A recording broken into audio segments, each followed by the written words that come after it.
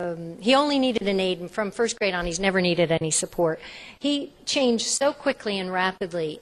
It was just phenomenal how, between using sound therapy and good nutrition, it just changed his life. And he was so sensitive to sound. He was really one of the most sensitive ones I've ever seen. But at the same time, with autism, we have social skills, pragmatics, figuring out all those kinds of things. And so we play a lot of games, trying to get them to connect with others. And then we get them to engage in dialogue. This is a different little boy who hadn't really even given eye contact to the mother. Here you can see great eye contact, beginning to start to want to connect with mom. And we incorporate a lot of sensory activities, not total. There are some places who might do listening training programs. That's their entire approach. I don't want to do that because again, whole body, and we're not all about that vestibular motor, so we need to connect the two, but I include a lot of them. And if you were to do some of the home programs as parents working with the children, this is certainly something that you could include. A couple of years ago, I presented here on some of the output of this collection of data that I'm constantly doing. And here I was presenting on 100 autistic students. And this is just after the basic listening training program, which is really 2 sets of 15 days of listening for 2 hours a day, separated by 3 weeks. And autistic children always need more than the basic because we have to deal with many more issues. But just from that basic, parents reported 87 out of 100 of them showed an increase in interpersonal growth, 85 listening and speech changes, 81 thinking and learning, and 80 attention. Some really nice changes just from the initial pieces that gets the body back to a better functional spot. And while this is only 11, I've certainly worked with more, but it's the only ones I collated for that presentation, was notice the number one thing on my attention deficit kids is 100% of them showed increase in attention that they noticed. If we then move into the lower leaves and branches, this is where we address auditory processing skills, the improved memory, discrimination, sequencing. We also see improved clarity of incoming receptive information, better listening and background noise, awareness of the world around them, and improved pragmatics. Because you're hearing the subtleties, you're hearing the plurals, you're hearing the words in between, like the a, ands, and the thes. You're hearing the emotional tone in the people's voices. You're picking up much more information. But if you start at this level, the way I describe it is all you have are splinter skills. My approach is, again, whole body. I want to hold the development through the root, the seed, the trunk if necessary. If it's not necessary, you don't need to do that. But if it is needed, you should start there so you have better success at this level. Types of programs that exist for this are great programs. Fast forward, interactive metronome, aerobics, many of the brain building type of approaches that are recently on the market. And then I also want to look at the overall maintenance and stability, which is the head surrounding the tree. It is within this that I'm able to identify the imbalances that might be weak muscles, biochemical imbalances, hormonal imbalances, learning things, nutritional support, overall wellness. So for me, when I look at wellness, I'm actually looking at your body being in harmony. And how do I determine that? I determine it with your voice. So going back to those instruments that I mentioned earlier, every part of your body is made up of atoms and molecules. By their very nature, those molecules move. And where there's movement, we know there's going to be friction.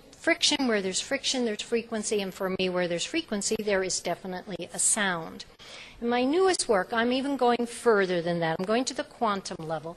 And it is with something called a quark that is within a movement in deep inside of your molecules that will send that response to the brain. And so it is with my additional work going forward that we are going to be working at that quantum level to bring change at the brain.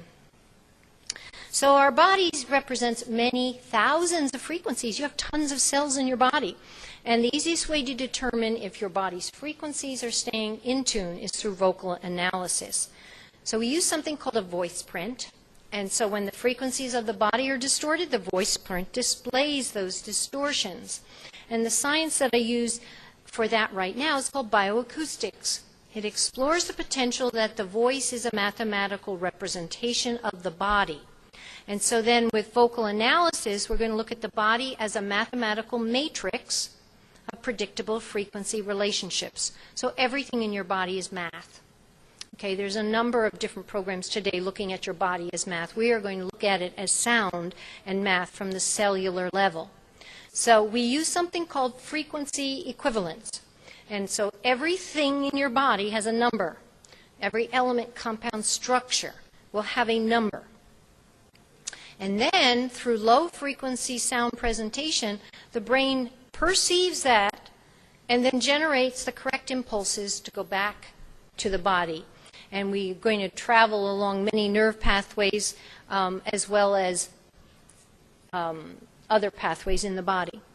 So before sound presentation, if you see the spikes on the top one, those are showing irregular patterns. Down below, you see that there's change. There's still some spikes because it's not like we may wave a magic wand and make this all go away very quickly. We're talking about cellular response, so it takes us a while to make consistent change. And I wanted to share something with you that one day a mom came to me and she said, Doreen, my child's going to go get tested by Dr. Yasko today. You want to take a voice print before you go and let's see if we can compare it. I said, oh, that's great. So let me share with you the type of thing that we can do with something like that. So here, a typical vocal analysis printout, on the right under category are names like biochemicals, fatty acid, muscles, minerals, enzymes. And on the very first column, you'll see L's and H's, and on the very bottom is T. So it's either low in the body, high in the body. T means a trauma spike, means it's more significant. And then the names of the types of things we're looking at are palmitoleic acid or sulfur or many other types of particulars. That's how defined we can get with this. And so looking at her child's vocal analysis, I'm only going to pull a few things. The purple slide at the top says magnesium chloride, magnesium phosphate, and it's an I, which means it's an inflammation in the body. And the purple indicates that he had 2 hits, so to speak, within the vocal analysis. The yellow, which is an I, again meaning inflammation, is metallothionein, and he had a 1 hit on that one. So then, when we look at the comparison, we only take 24 points with vocal analysis. With the urinalysis, of course, you can measure all kinds of things. But for us, arsenic was the highest high. Every single one of the 24 points that I pulled that I found issues were identified in the urinalysis. So for us, it's a really good way to support any other profession that's going to be looking at specifics for what's going on in the body.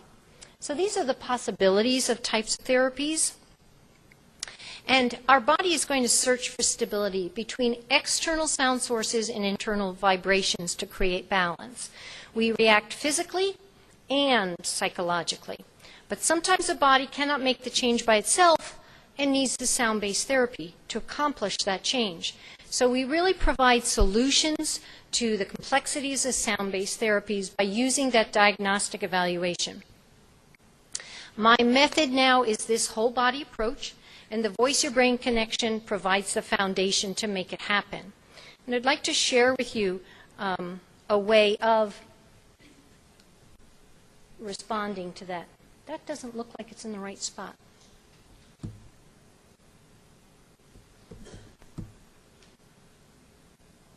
Help, Kira.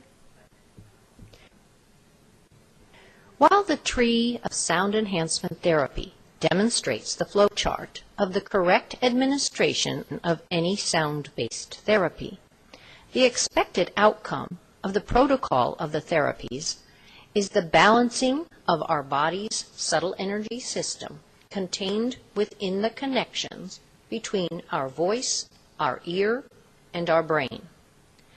Our ear is always receiving sound input, whether or not we are consciously aware of it. The sound is processed throughout our entire body, and the brain receives the information to interpret.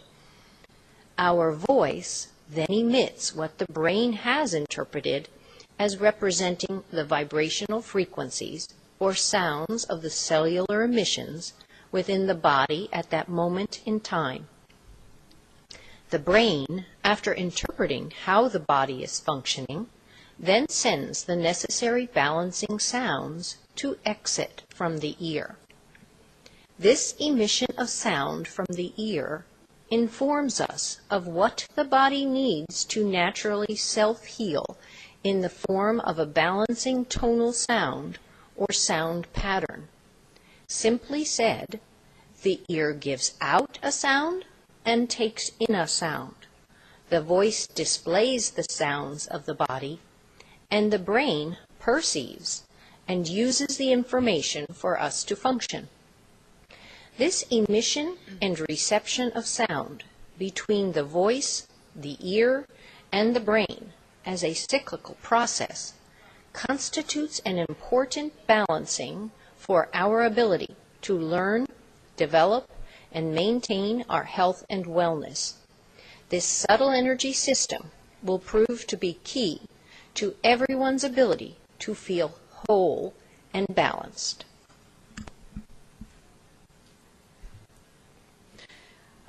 This is my website. What I've gone over today is really like an overview, so it doesn't give you tons of information. The website is being revised, so if it looks a little funny, bear with us while we revise it.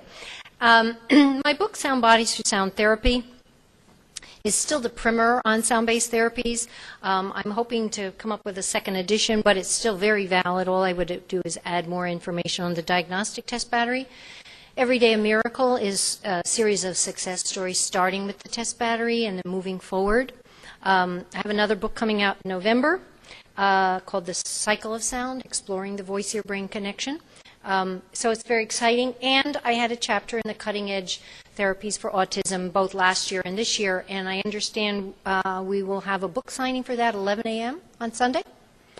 Kara is my personal assistant, and we're at booth 43 out back. This is how you can contact us. As I said, I travel around the country now. I'm in basic 4 areas, but I can come to other areas. I'm basically in Chicago, LA, Dallas, and the New York area. I'm also in Syracuse only because my daughter lives there and my grandkids are there, so I go up there frequently. But that way I could administer the test, and I'm back to those areas every 3 months for follow-up. So I'd love to take questions, give you any answers.